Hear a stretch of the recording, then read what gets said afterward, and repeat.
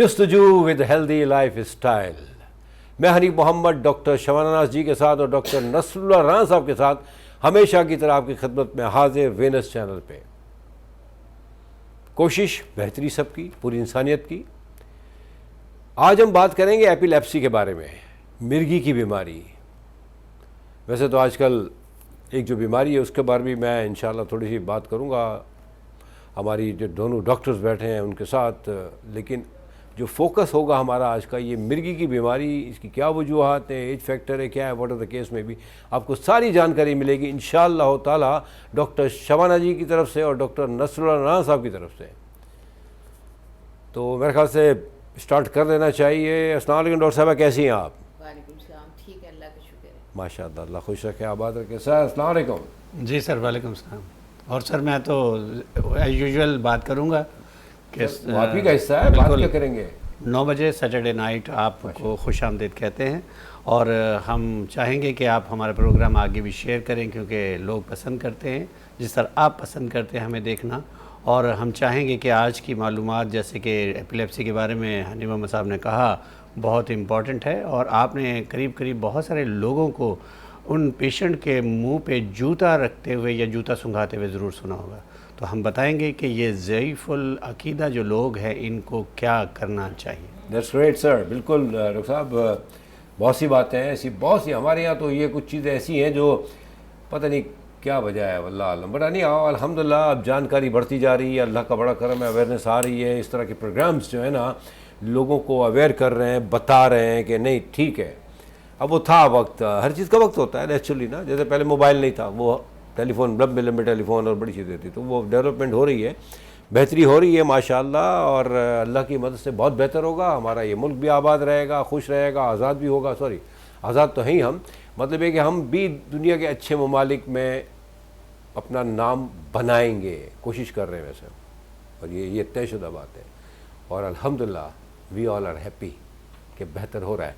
Doctor साहबा, ये मिर्गी की बीमारी, सबसे पहले तो वही सवाल होता है कि इसकी वजह क्या हो सकती है, मतलब तो इसकी वजह बताएं पहले आपकी, क्या है ये। अच्छा, बिस्मिल्लाहिर्रहमानिर्रहीम। मिर्गी की बीमारी का आज हमारा टॉपिक इसलिए क्योंकि मिर्गी के एपिलेप्सी का जो है इंटरनेशनल डे मनाया गया है 13 फरवरी को, और इसका मकसद यही है कि एपिलेप्सी के बारे में लोगों को अवेयरनेस, क्योंकि ये बीमारी एक ऐसी बीमारी है जिसे लोग अक्सर शर्माते भी हैं बताते वक्त कि हमें एपिलेप्सी है, और इसकी वजह से ऐसे पेशेंट्स को बहुत नुकसान होता है या घर वाले नहीं मेंशन करते, बल्कि फ़ॉरेन कंट्रीज़ में तो आप देखें कि बाकायदा गले में जो है वो एक कार्ड डाल दिया जाता है कि ये एपिलेप्टिक पेशेंट है, और इसके जब अगर उसमें उसका फ़ोन नंबर और घर का एड्रेस होता है कि खुदा ना खास्ता अगर कोई एपिलेप्टिक अटैक हो जाता है तो उस वक्त जो है इसको फौरी तौर पर उसके घर वालों से कांटेक्ट कर सकते हैं। अच्छा, आपने ये पूछा कि एपिलेप्सी एक्चुअली है क्या। एपिलेप्सी जो है इसको क्रॉनिक सीजर भी कहा जाता है, या एक ब्रेन की एक ऐसा डिसऑर्डर है जिसमें हमारी क्योंकि हमारे ब्रेन के अंदर जो न्यूरॉन्स हैं, जो ब्रेन के मेन सेल्स हैं, उसके अंदर बाकायदा एक इलेक्ट्रिकल करंट चल रहा होता है, जिस तकरीबन 100 वाट्स का करंट जो है वो हमारी बॉडी में चल रहा होता है। तो ये पूरे ये नर्व्स होती हैं, नसें, नर्व्स आम ज़बान में आप इसे कहें कि ये दिमाग के जो सेल्स हैं आपस में गुच्छों की शक्ल में होती हैं ये नर्व्स, और इन सब में करंट जो है वो घूम रहा होता है और वो हमारी बॉडी के तमाम सिस्टम्स को चला रहा होता है। जब ऐसा होता है कि किसी भी वजह से ये करंट जो है वो सर्किट जो है वो ब्रेक हो जाए, करंट लीक हो जाए, और इसकी वजह से करंट जो है जो प्रॉपर एक ख़ास नर्व में चल रहा हो, एक वायर में चल रहा हो, वो करंट जो है वो पूरी बॉडी में फैल जाता है, और वो करंट जो कैलकुलेट किया जाता है मोर देन 300 वॉट्स, जो नॉर्मली तो 100 वॉट्स होता है लेकिन 300 वॉट्स से भी ज़्यादा जो है वो करंट पूरी बॉडी में एकदम से जो है वो स्पार्क करता है, शॉर्ट सर्किट हो जाता है, जिसकी वजह से तमाम जो मसल्स हैं वो अकड़ जाते हैं और इंसान को झटके लगना शुरू हो जाते हैं। ये एक्चुअली एपिलेप्सी है। वाह वाह वाह, सेम सिचुएशन है जो नॉर्मली हमें करंट जब लगता है मोस्ट बिल्कुल, है ना। बिल्कुल, बिल्कुल। अल्लाह ताला ने कैसे, मतलब इंसान को जब बनाया ये सिस्टम डाला, लेकिन इंसान ने इसको समझते समझते समझा। जी बिल्कुल। लेकिन डॉक्टर साहब, हमारे यहाँ तो जैसे आपने बड़ी सी बात की कि वो जूते वूते या पता नहीं प्याज और lot of things are there, तो मेरे जहन में बात आई क्योंकि मैं तो समझ रहा था कि हमारे मुल्क में ये मिर्गी की बीमारी है लेकिन गोरे भी इसको भुगत रहे हैं। करंट है ना सर, उनको भी करंट लगता होगा, कभी कोई उनके मुल्क के हालात ख़राब हो जाते होंगे, लेकिन इतने तो ख़राब नहीं होते होंगे कि उनको बात बात पे करंट लगे। हमारे यहाँ तो बात बात पे करंट लग जाता है। तो सर ये क्या गोरे भी चप्पल या प्याज या कोई थप्पड़ छप्पड़ मारते हैं, या मतलब क्या करते हैं, या कोई मतलब छोड़े, और बात नहीं कर रहा मैं, तो ये क्या है? वो उस फेज़ से गुजर गए हैं और हम उस फेज़ में अभी तक हैं। और ये क्योंकि इसका एपिसोड जो है 30 मिनट से लेके 30 सेकंड से लेके 5 मिनट तक या 4 मिनट तक हो सकता है। अगर 4-5 मिनट से ज़्यादा हो तो आपको बहुत ज़्यादा कॉन्शियस होने की ज़रूरत है। आपको डॉक्टर के पास तो जाना ही जाना है, लेकिन आपको इमरजेंसी सेंटर जाना चाहिए। अच्छा। लेकिन क्योंकि इसका एपिसोड है कि आप यूँ समझ लीजिए 1 मिनट अंदर या 2 मिनट के अंदर अंदर इसने ख़त्म हो जाना होता है। जितनी देर में आप चप्पल लेके आएंगे या चप्पल उसको सूंघाएंगे तो आप ये समझेंगे शायद चप्पल सूंघाने पे ये पेशेंट ठीक हो गया। अहलन। तो इसीलिए ये बहुत लोग इस पे ज़्यादा अकीदा रखने लगे हैं कि चप्पल सूंघाई थी और वो हो गया। अब ये सोचिए कि वो चप्पल जितनी गंदी होगी उतना ही ज़्यादा इन्फेक्शन आपने ट्रांसफ़र कर दिया सांस के ज़रिए उस इंसान को। और गंदी से गंदी चप्पल इसलिए लेके आया जाता है ताकि चप्पल सूंघाने से ये समझते हैं कि शायद इस पर कोई खुदा न खास्ता जिन आ गया है, कोई भूत आ गया है, जिसकी वजह से इसकी बॉडी जो है लर्ज रही है। एक्चुअली ये एक ट्रॉमा है और ये बहुत सारे बच्चों को भी होता है, पैदाइशी भी हो सकता है, आपको मौरूसी भी हो सकता है, आपको किसी ट्रॉमा की वजह से भी हो सकता है। फिज़िकली मेंटली कोई बच्चों के साथ कोई मिसहैप हो जाए तो भी हो सकता है, कोई एक्सीडेंट हो जाए तो भी हो सकता है, या आपको किसी वजह से आपने कोई ऐसी दवाई ली या कोई ऐसी ड्रग ली जिसकी वजह से उसके रिएक्शन में भी ऐसा हो सकता है। लेकिन बहुत सारे बच्चों को या बड़ों को हाई ग्रेड फीवर होने की वजह से भी हो सकता है, जैसे गर्दन तोड़ बुखार जिसको अक्सर हम कहते हैं, वो आपके जिसको मेनिंजाइटिस कहा जाता है, गर्दन तोड़ बुखार। और वो हमारे ब्रेन में जो मेनिंजीज है, जो हमारे जिस दिमाग और उसके बीच में जो झिल्ली के बीच में पानी सा होता है, तो जिसकी वजह से वहाँ तक इन्फेक्शन हो जाए तो उसे मेनिंजाइटिस कहते हैं। तो वो इन्फेक्शन बहुत ज़्यादा बढ़ जाए तो आपने देखा होगा किसी को बहुत ज़्यादा हाई ग्रेड फीवर हो तो झटके आते हैं। जी।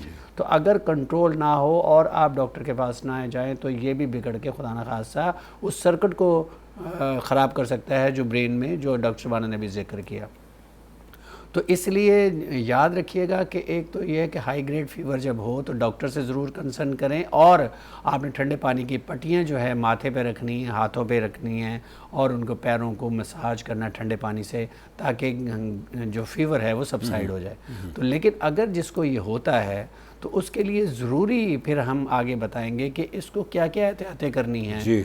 और उस पर फिर क्या क्या इसके खुदा न खासा नुकसानात या उससे बचा जा सकता है। बिल्कुल सही डॉक्टर साहब, बड़ी बात है। वो लोग निकल गए और हम पता नहीं कब निकलेंगे। हम निकलना नहीं चाहते, क्या जरूरत पड़ी है यार? आपको इतना इजी सस्ता का है कि जूती गंदी लाएं, बड़े कमाल की बात है। आई मीन बेसिकली अब ये शहरों में, मैं समझता हूँ कि शहरों में तो ये चीज़ें अब काफ़ी बेहतर हो रही हैं, अवेयरनेस चूँकि अल्हम्दुलिल्लाह लोग, सारी बात है, अब वो जो इंटीरियर से लोग आते हैं वो भी थोड़ी जानकारी लेते होंगे यहाँ से और अपने लोगों को वहाँ बताते होंगे। अल्लाह करे ऐसा होता हो, क्योंकि माल तो यहाँ से वहाँ भेजते हैं वो लोग, बेतहाशा भेजते हैं, लेकिन अल्लाह करे इस तरह की चीज़ें, इस तरह की जानकारी भी दिया करें उन लोगों को जो अपने इंटीरियर में बैठे हुए हैं, ताकि वो जूतों की तरह, जूतों की बजाय कुछ और सुंघाएँ। लेकिन क्या करें वो भी यार, हमें देखें ना, मतलब जूता और फिर जितना गंदा हो सर, ये हमारे यहाँ ये चीज़ें ख़त्म कब होंगी? गोरों के पास क्यों ख़त्म हो गई, हमारे पास ये चीज़ें ख़त्म क्यों नहीं हो रही आखिर?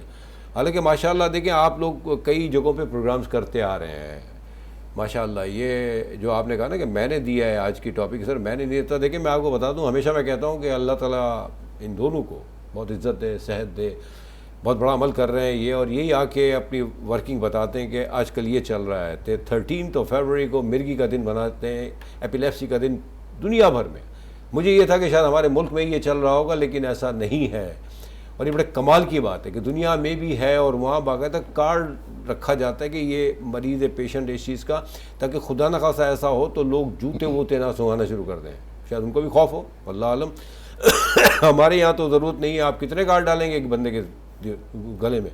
कितने बंदे, मतलब हर आदमी इतनी बीमारी लेके घूम रहा है कि आप मतलब अगर देखा जाए तो उसमें 15-20 या 100-50 कार्ड ही लगे होंगे, वही यूँ चल रहा होगा बेचारा। हाँ, सारी कौम इसी तरह बीमार है सर। कोई महंगाई की बीमारी में रो रहा है, कोई बिल की बीमारी में रो रहा है, पता नहीं, हम रो ही रहे हैं।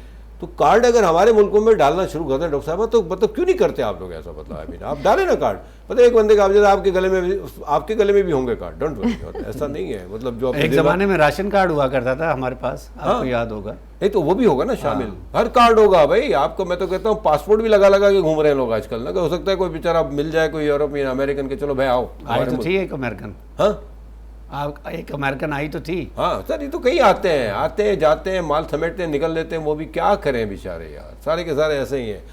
तो ये जो इन्होंने बहरहाल ये छेड़ देते हैं, फिर हमें मौका मिल जाता है। अब ये जूते वगैरह के अलावा भी कुछ और भी टोटके हैं डॉक्टर साहब आप औरतों के पास?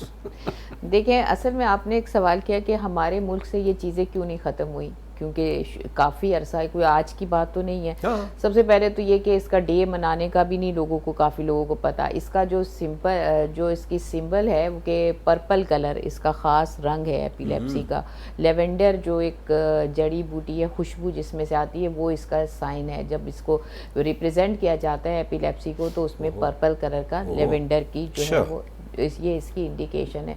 अच्छा, दूसरी बात यह है कि इसके लिए कोई एज नहीं है, एज लिमिट नहीं है, और ना ही इसका कॉज अभी तक पता है। रीज़न ये होती है कि बहुत सारी वजह होती हैं जिस वजह से लोग वो नहीं समझ पाते इसको। एक तो रीज़न ये है कि इसकी कोई एज नहीं है, कुछ तो ऐसा होता है जेनेटिक्स यानी बाय बर्थ होता है, अगर आपकी फैमिली में है तो आपके बच्चे में ट्रांसफ़र हो जाएगा, या फिर बाज़ दफ़ा इसमें एडल्ट्स में भी हो सकता है। और फिर अगर इसका एपिलेप्सी का अटैक, पहला अटैक अगर 50 साल की उम्र के बाद हो तो वो ज़रा डेंजरस होता है, क्योंकि कुछ ऐसी कंडीशन है, अक्सर तो ये कहा जाता है कि जब एपिलेप्सी का अटैक हो, क्योंकि वो आप उसके यूज़ टू होते हैं, आपने अपने पेशेंट को किस तरह आपने उसको छोड़ देना है, बिल्कुल उसको पकड़ना नहीं है टाइटली। कुछ लोग कोशिश करते हैं या तो भाग जाते हैं कमरे में से, कमरे में कुंडी लगा देते हैं, या फिर ऐसा हाथ पैर पकड़ लेते हैं, या फिर ज़बरदस्ती मुंह खोल के पानी। ये सारी चीज़ें गलत हैं। आपने पेशेंट को कंफर्टेबल पोजीशन में, जिस पोजीशन में उसको अटैक है, आपने उसको वहीं लिटा देना है खुली जगह पे, ताकि उसके इर्द गिर्द कोई चीज़ें ना हो, ताकि उसको इंजरी ना हो सके। कहीं ऊंची जगह पे तो गिर ना सके, उसके सर में चोट लग सकती है, दांत टूट सकते हैं। और फिर दूसरी चीज़ ये है कि ज़बरदस्ती उसके मुंह में पानी बिल्कुल भी ना डालें। ये कुछ कंडीशन ऐसी है। हाँ, अगर आपको नॉर्मली ऐसा होता है अटैक, तो जैसे आप बताया 30 सेकंड मिनिमम इसका होता है, 30 सेकंड से ऑनवर्ड जो है ये 3 मिनट मैक्सिमम। अगर आपके पेशेंट को 5 मिनट से ज़्यादा अटैक हो रहा है, 5 मिनट तक मुस्तकिल ये सीजर्स या झटके आ रहे हैं, फौरी तौर पे उस वक्त आपको हॉस्पिटल को कॉल करना है, एम्बुलेंस को कॉल करना है। अगर कोई इसको इंजरी हो गई है तब कॉल करना है। 50 साल की उम्र के बाद पहली दफ़ा झटके महसूस हुए तो आपको हॉस्पिटलाइजेशन करनी है। और अगर आपका मरीज़, क्योंकि मिर्गी के दौरे के बाद जो है नीम बेहोशी जैसी हालत हो जाती है, तो वो अगर आपकी प्रोलॉन्ग हो गई, बहुत देर तक पेशेंट आपका बेहोश है, तो फौरी तौर पे आपने फिर डॉक्टर से कंसल्ट करना है। अच्छा, आपने कहा कि 50 साल के बाद अगर खुदा न खास्ता ये मिर्गी का अटैक होता है तो ये रिस्की है बहुत ज़्यादा। जी, फिर उसके कॉजेज़ अलग हैं। जैसे वैसे तो आइडियोपैथिक का मतलब इसका कॉज अननोन है अभी तक, जो है सीटी स्कैन, एमआरआई वगैरह में कोई माइक्रो में कोई पता चलता है कॉज। अदरवाइज जैसे अभी इन्होंने बताया कि ब्रेन का इन्फेक्शन हो सकता है, ट्रॉमा, हेड इंजरी हो सकती है, बहुत सारे इसके कॉजेज़ होते हैं, तो इसलिए कोई कंफर्म नहीं होता कॉज। लेकिन ओल्ड एज में अगर हो रहा है तो स्ट्रोक हो सकता है उसको, या कोई डायबिटीज़ की वजह से, या कुछ लोग जैसे शराब नोशी करते हैं उसकी वजह से भी हो सकता है। तो मल्टीपल कॉजेज़ होते हैं आफ्टर 50 ईयर्स। अच्छा दर्ज कर देखिए, बात है ये नोट करने वाली, प्लीज़, बड़ी अच्छी बात की डॉक्टर साहिबा ने, और डॉक्टर साहब भी माशाल्लाह जानकारी दे रहे हैं आपको। घर बैठे आपको ऐसी चीज़ें मिल रही हैं कि खुदा न खास्ता आपके दरमियान कोई ऐसा पेशेंट है तो देखिए जो चीज़ें बताई जाती हैं ना, इसको आप नोट करें, आप पकड़ के रखना उसको। और मतलब ये चीज़ें इनसे देखिए, ये वो लोग हैं जिन्होंने पढ़ा है, मतलब जो गाइड करते हैं अपनी पढ़ाई के बिहाफ पे। कोई व्हाट्सएप या फेसबुक या कोई जो आजकल चीज़ें चल रही हैं हमारे सोशल मीडिया पे, उसके बिहाफ पे बात नहीं हो रही है। ये पढ़ाई है, एक्सपीरियंस है प्लस। तो खुदा के वास्ते इन चीज़ों को नोट करें। और बड़ी अच्छी बात है, पेशेंट को आप किसी ऊंची जगह भी ना रखें आप, और ऐसी चीज़ों से दूर रखें कि वो अपने आप में नहीं होता। करंट है ये 300 वाट कह रहे हैं, जो कि नॉर्मली 100 होता है। आप बताएं कि खुदा न खास्ता अगर किसी को इलेक्ट्रिक शॉक भी लगता है तो उसका क्या हाल होता है। तो उस सूरत में वो अपने आप में नहीं होता, उनको आप बिल्कुल हाँ करीब रहें, आप बेशक भागें ना, डरें ना, आपको कुछ नहीं होता है, ना कोई जिन आया है, जिन कहाँ आएगा इस कौम के ऊपर? भाई क्या हो गया आपको? वैसे ही इतने जिन्नात हैं, अब मजीद कहाँ, वो खुद भाग गए हैं जितने भी जिन थे हमारे मुल्क से। कहते छोड़ो यार, यहाँ वैसे बहुत जिन है। तो खुदा के वास्ते अब थोड़ी सी देखें, जो लोग देख रहे हैं ना, जो हमारे इंटीरियर के लोग देख रहे हैं, खुदा के वास्ते अपने वहाँ के इंटीरियर के लोगों को बताएं कि ख्याल रखें। खैर चलें, ब्रेक का ऑर्डर आ गया है मुझे, ब्रेक के बाद इंशाल्लाह कंटिन्यू करेंगे, आप कहीं जाइएगा मत। Thank you very much.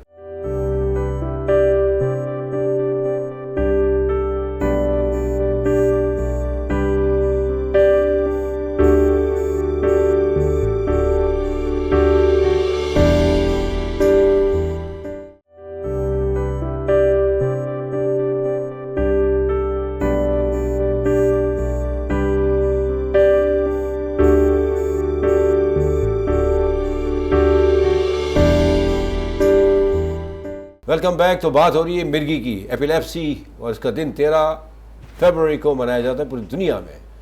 लेकिन उनके मनाने का तरीका कुछ और है, हमारे मनाने का तरीका कुछ और है। वो लोगों का बड़ा केयर करते हैं जिनको ये बीमारी है, और हम जूते भी मारते हैं, चप्पल भी मारते हैं, और बस ये 30 सेकंड से ले कर 2-3 मिनट तक हम खूब इंजॉय करते हैं अपना दिखाने के बारे में कि देखें हम कितने स्मार्ट हैं। चली गई, देखें ख़त्म हो गया ना, जिन निकल गया। अबे जिन था कब भाई?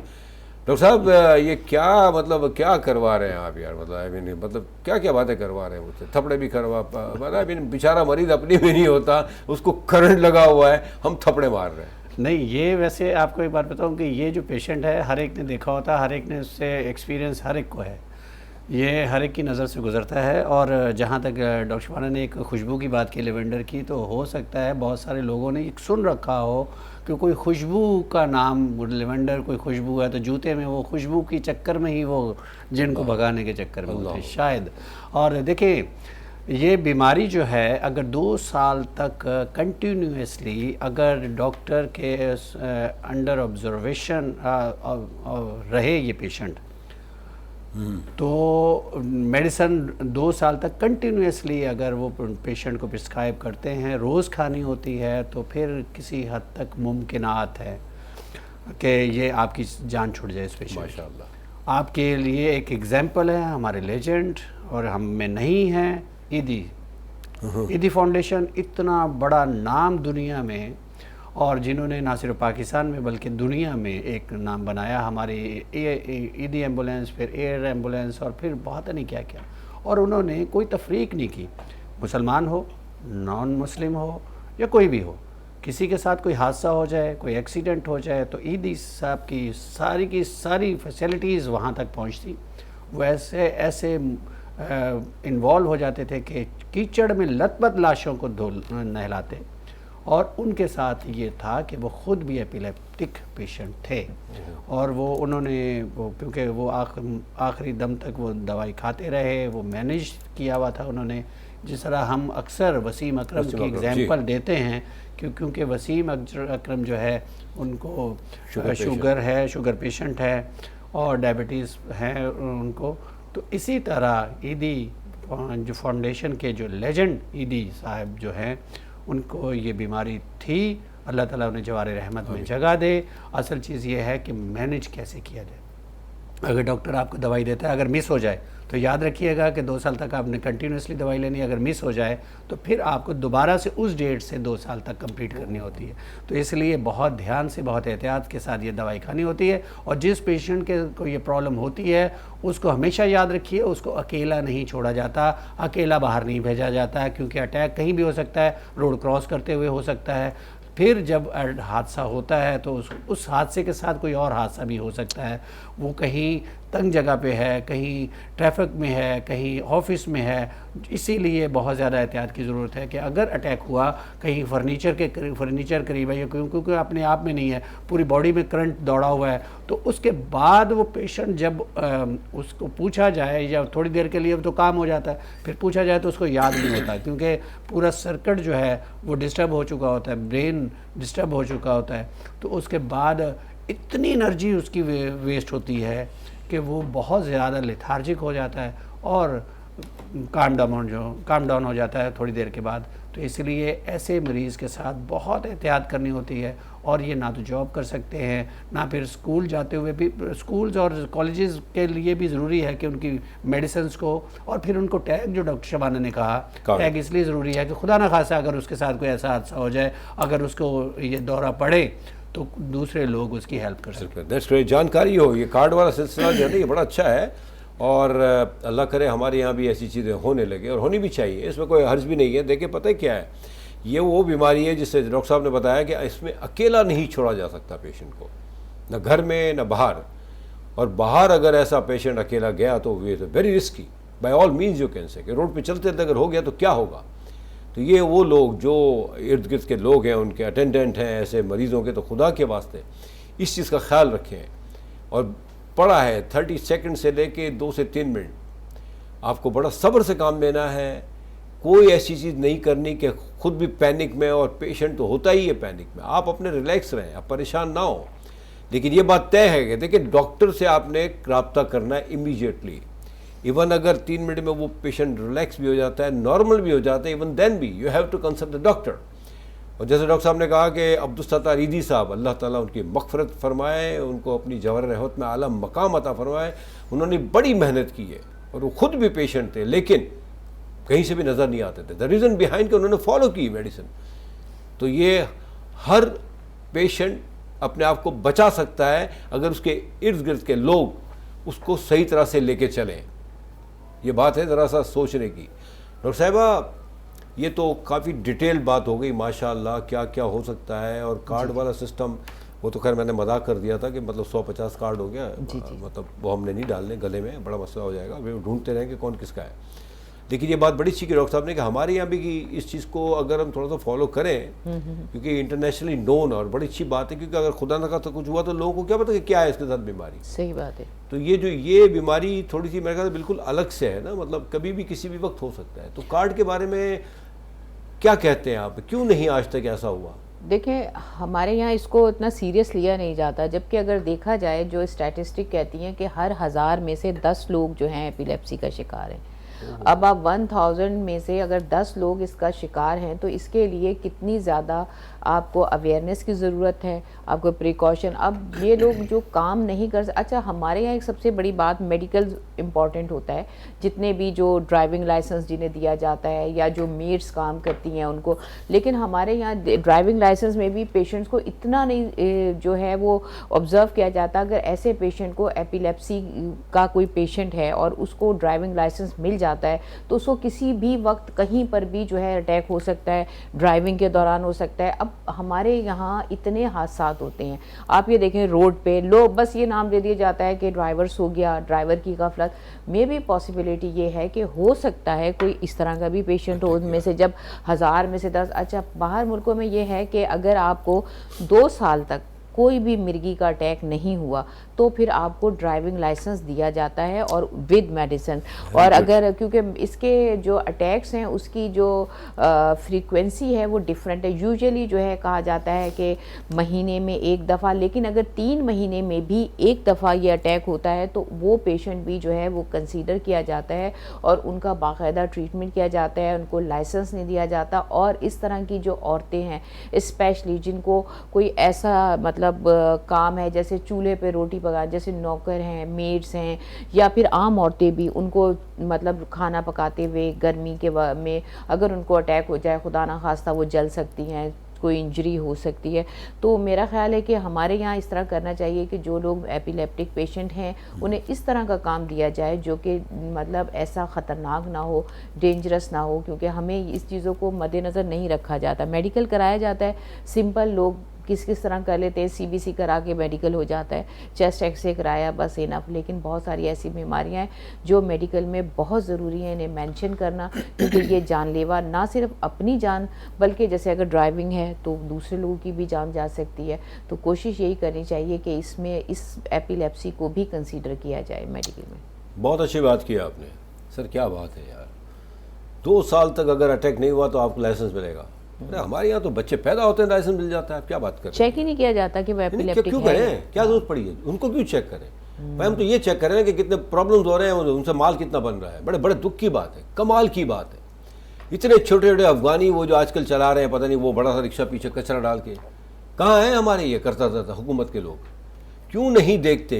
ये बीमारियां हैं ये, मतलब अनबिलीवेबल। मतलब आप देखें हमारे यहाँ मेडिकल होता है, इस बात से खैर वो इत्तेफाक, ऐसा नहीं कि इत्तेफाक नहीं करते, मेडिकल होता है हमारे यहाँ, लेकिन मेडिकल में इसको सीरियसली नहीं लिया जाता। ये बहुत बड़ा इशू है। और खुदा के वास्ते जो लाइसेंस इशू अथॉरिटीज़ हैं, प्लीज़ फॉर गॉड से देख तो लें कि कौन चला रहा है। एक बात अभी काटूं इसमें जी, थोड़ी सी, प्लीज जी सॉरी। असल में ये एपिलेप्सी ऐसी बीमारी है, ये डायग्नोज नहीं होती उसमें, ना एमआरआई में ना सीटी स्कैन में। तो जो लोग लाइसेंस लेते हैं या जो उनके घर वाले हैं, उनको भी ये चाहिए कि वो सच्चाई बताएं कि हमारा ये आदमी इस तरह का, सच्चाई बताएं। क्या क्या है ये? नहीं चीज आई है। नहीं देखिए वो डायग्नोज नहीं होती ना, लेकिन ये आप ऐसी बातें क्यों कर रही हैं? मेडिकल डिक्शनरी में है ही नहीं मुल्क की सच्चाई। हाँ मेडिकली तो अगर स्किप भी हो जाती है डॉक्टर से तो वो पता नहीं चलती ना, क्योंकि ये इसमें भी नहीं आती है, सीटी स्कैन में भी माइक्रो उसमें आ जाती है। लेकिन ये हमारे जितने भी इर्द गिर्द के लोग हैं या पेशेंट खुद, उसको चाहिए कि वो सच्चाई से ये बात बताए मेडिकल में कि मुझे एपिलेप्सी होती है। वाह वाह वाह, अल्लाह करे कि देखें हम बस करता धरता कोई बोलना शुरू कर देते हैं। आई एम सॉरी भाई, माफ़ कीजिएगा, ऐसा ना हो कि मैं भी निकल लूँ, बहुत माजरत चाहता हूँ मैं। लेकिन 12 युद्ध है कि हमारे जो करता धरता है उनकी जो नज़रें हैं ना, वो उस पे नहीं है जो उनका काम है, उनकी नज़रें कहीं और है। ये तो तयशुदा बात है। नंबर 2, हम कौम, हम दूसरों पे बोलते हैं लेकिन हम कहीं से भी कौम नहीं है, हमें ठीक होना ही नहीं है। जूते सुंघाते रहो बस, खलास अस्सलाम वालेकुम, अपना काम हो रहा है। जी सर। पिछले दिनों एक प्रोग्राम था, मैंने उसमें देखा था, मेरे सामने वो रिपोर्ट आई, एक इस्लामाबाद में एक लाइसेंस इशू किया गया और वो अकरारुल हसन का प्रोग्राम था, मैं यहाँ मेंशन करना चाहूँगा। वो उन्होंने एक नाबीना शख्स को लाइसेंस दिलवा दिया और ये नाबीना शख्स इस्लामाबाद की वहाँ से इशू हुआ है लाइसेंस। तो अब आप अंदाज़ा लगा सकते हैं कि क्या क्या हो सकता है। और एपिलेप्टिक जो पेशेंट है, ये मेरी फैमिली में मेरी खाला ज़ात जो भाई थे उनको से ये प्रॉब्लम थी। वो सारी उम्र मेरे हम उम्र थे और उनकी ना तो शादी हुई ना उन्होंने की। और वो क्योंकि इतना ये थोड़े से शादी के अलावा वैसे तो उनकी एक बहन के साथ भी ये मामला हुआ, लेकिन उनके पहले हस्बैंड थे, उनके साथ एपिलेप्टिक पेशेंट थे वो, उनकी जो सिस्टर थी। फिर उनसे भी बच्चे माशाल्लाह सारे सेहतमंद पैदा हुए, 3-4 बच्चे। फिर उनकी जो सिस्टर थी, बाद में जाके उनकी सिस्टर को भी ये अटैक होने शुरू हो गए थे। तो 3 पेशेंट हमारे फैमिली में ये थे। और लेकिन उनके साथ हमेशा ही बाहर जाते हुए उनको, उस ज़माने में मैंने ये देखा कि ये मेडिसिन वगैरह का तो नहीं। लेकिन सवाल ये पैदा होता है कि आप लोग सोच रहे होंगे कि फिर अगर ये ऐसा सिचुएशन हो गई तो हम किस डॉक्टर को दिखाएं। असल इशू ये है, आपने न्यूरो के वार्ड में जाना है, दिमाग का जो डॉक्टर होता है वहाँ जाके आपने चेकअप कराना है। ये किसी भी गवर्नमेंट हॉस्पिटल में अगर आप चले जाएं तो आपको न्यूरोलॉजिकल वार्ड वहाँ होंगे, डॉक्टर जो दिमाग का डॉक्टर है वहाँ होता है, वो आपको चेकअप करेगा। आप उनको पूरी हिस्ट्री बताएं, कब से अटैक हो रहे हैं और कितनी कितनी देर होती है और इस पेशेंट के साथ क्या होता है। डॉक्टर शबाना ने अभी एक बहुत इंपॉर्टेंट बात बताई कि अगर फीमेल को ये अटैक हो और वो किचन में काम कर रही हो, तो याद रखिएगा ये कोई भी पेशेंट हो, मेल हो फीमेल हो, वो खड़े खड़े जब अटैक होता है तो वो एकदम गिरता है। तो जब गिरेगा तो वो उसका सर कहीं भी टकरा सकता है, कहीं भी चोट आ सकती है और हेड इंजरी हो सकती है, कॉम्प्लिकेशंस बढ़ सकती हैं। तो इसीलिए इसका इलाज बहुत ज़रूरी है, इसका मैनेजमेंट बहुत ज़रूरी है। आप इसको इग्नोर नहीं कर सकते। खुदा न खास्ता वो पेशेंट जो है फिर जान से भी जा सकता है, माजूर भी हो सकता है। आपका अपना है तो दर्द रखिए अपनों के लिए, और इसके अगर आप इसको इग्नोर करेंगे तो खुदा न खास्ता कुछ भी हो सकता है। वाह वाह वाह वाह, बड़ी अच्छी बात की। देखें ये होती है बात, इसलिए मैं कहता हूँ प्लीज़ नोट डाउन क्या करें, आप दिमाग के डॉक्टर से रब्ता करें इमीडिएटली। बड़ा अच्छा, आई मीन ये कौन आपको डॉक्टर गाइड करेगा, इमेज करें। वहाँ तो जाते हैं तो डॉक्टर तो कहता है नेक्स्ट, आपको भी आया ही बैठे नहीं है वो नेक्स्ट की आवाज़ दे देता है। ये घर बैठे आपको जानकारी मिल रही है, इन चीज़ों को नोट डाउन करें, ये बड़ी इंपॉर्टेंट चीज़ें हैं। देखें वो हमारे अपने ही हैं जो इस तरह के पेशेंट हैं, और अगर हमने ख्याल नहीं किया तो कल हमसे सवाल किया जा सकता है। अब दुनिया को तो छोड़ ही दें सर, इसकी खातिर तो हम सबको एक दूसरे को मार रहे हैं, लेकिन याद रखिएगा कि एक और है हमारी अदालत लगने वाली, अल्लाह करे कि हम वो समझ जाएं। ये बड़ी इंपॉर्टेंट बात है। देखिए, हमने ही समझना है, जो हम ठीक है तो अल्लाह का करम है, लेकिन जो ठीक नहीं है वो भी तो हमारे अपने ही है ना। खैर, दिल जलता है सर, जज़ाकल्लाह, बहुत अच्छी बात की आपने, बहुत बहुत बड़ी बात है वाकई। याद है कि आप डॉक्टर का भी बता रहे हैं, आप इनको इन्फॉर्मेशन भी दे रहे हैं कि क्या क्या एहतियात करनी चाहिए।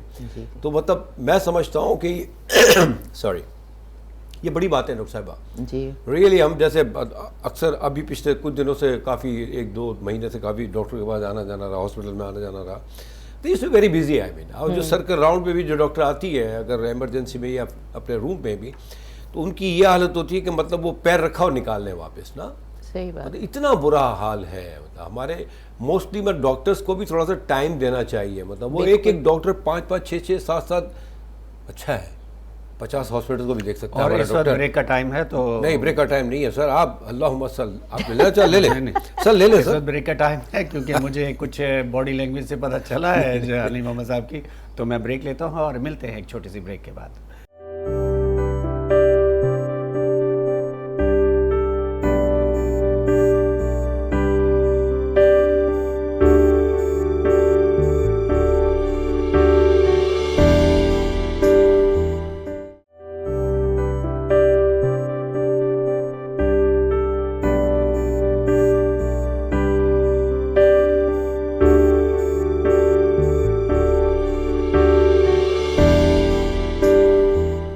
Welcome back.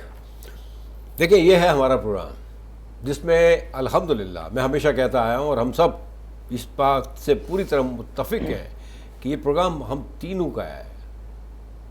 No doubt, I mean माशाल्लाह they are far better than me knowledge point of view से, नो डाउट। अल्लाह ताला इनके इल्म में और इजाफा करे। बांटने से वैसे भी इल्म बढ़ता है, लेकिन माफ़ कीजिएगा, हम बांटते हुए बड़ा पैसा लेते हैं, बड़ा पैसा लेते हैं। आजकल तो कोचिंग्स भी खूब उरूज पे हैं।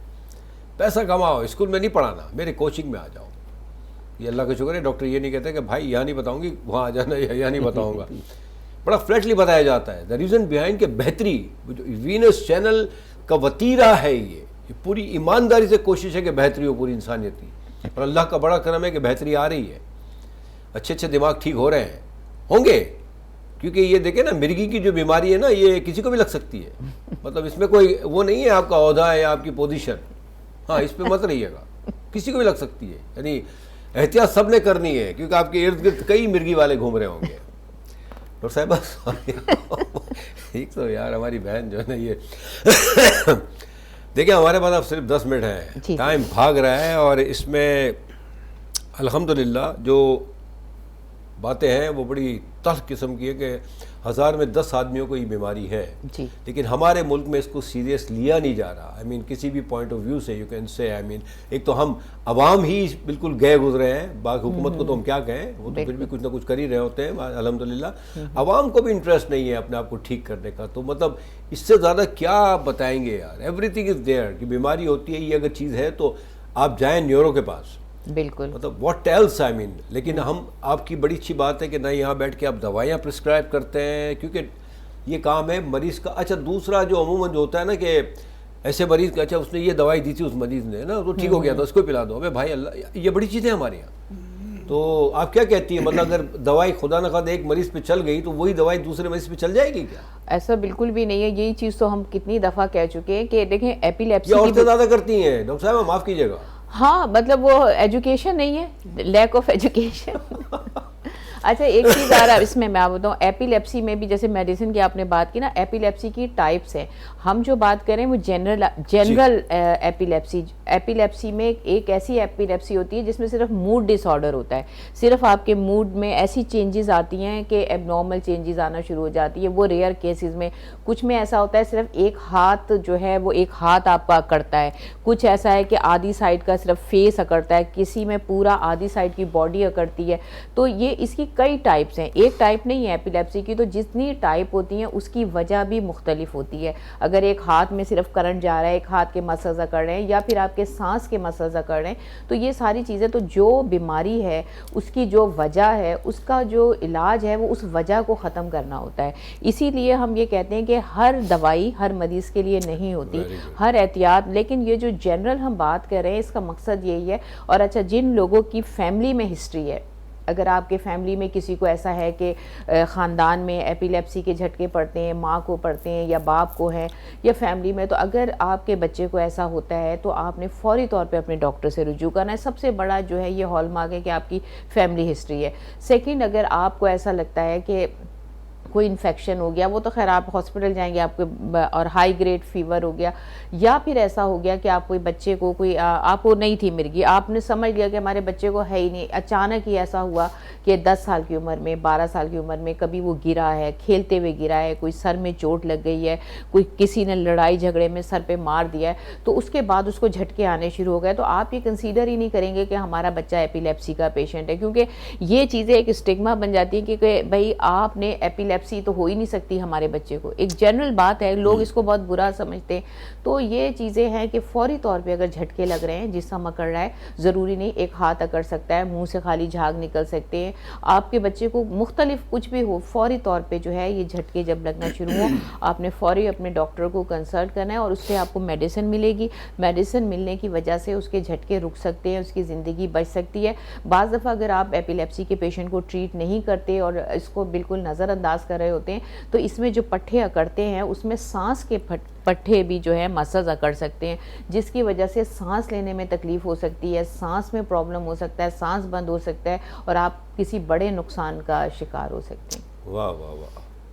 देखिए, तकरीबन हर प्रोग्राम में ये बात होती है कि डॉक्टर से कंसल्ट करें। सेकेंडली, ये बात भी बड़ी क्लियर है कि देखिए दवाइयाँ डिफरेंट होती हैं, हर पेशेंट का अपना एक हार्मोन सिस्टम होता है, उसका अपना एक दवाइयाँ, उससे असर का तरीक़ेकार अलग होता है। लेकिन नॉर्मली, माफ़ कीजिएगा, हमारी औरतों में, माफ़ कीजिएगा, हमारी औरतों में, चाहे वो शहर की क्यों ना हो, उनमें भी एक ये बात है, वो मेरी बहन ने ली थी ना, उसको उससे ठीक हो गया तो मैं भी ले लेती हूँ। अल्लाह अकबर। अबे भाई, हम घर बैठ के क्यों ये फेसबुक, व्हाट्सएप और रेफरेंसेस पे जी रहे हैं? ये डॉक्टर पढ़ पढ़ के किस लिए, मतलब वो बैठे हुए हैं, लेकिन नहीं, वी ऑल आर डॉक्टर। हमें फेसबुक ने डॉक्टर बना दिया है, अब मैं भी बन गया हूँ, देखें मुझे इस प्रोग्राम ने बना दिया है, अब तो आप इनके पास मत जाइएगा, मेरे पास आइएगा। सर सॉरी, हाँ माफ़ कीजिएगा, मतलब क्या करूँ मैं, मेरी भी तो दुकान है, कब चलेगी? देखिए, असल चीज़ ये है कि सिर्फ जूतों तक महदूद नहीं है, बहुत सारे लोग और चम्मच भी मुंह में डालते हैं, उससे अक्सर पेशेंट जिसको एपिलेप्टिक अटैक होता है तो उसकी ज़बान दांतों के नीचे आने का ख़तरा होता है, कट जाने का ख़तरा होता है, तो लोग चम्मच घुसेड़ने की कोशिश करते हैं ताकि ज़बान ना, ऐसा नहीं करना बिल्कुल।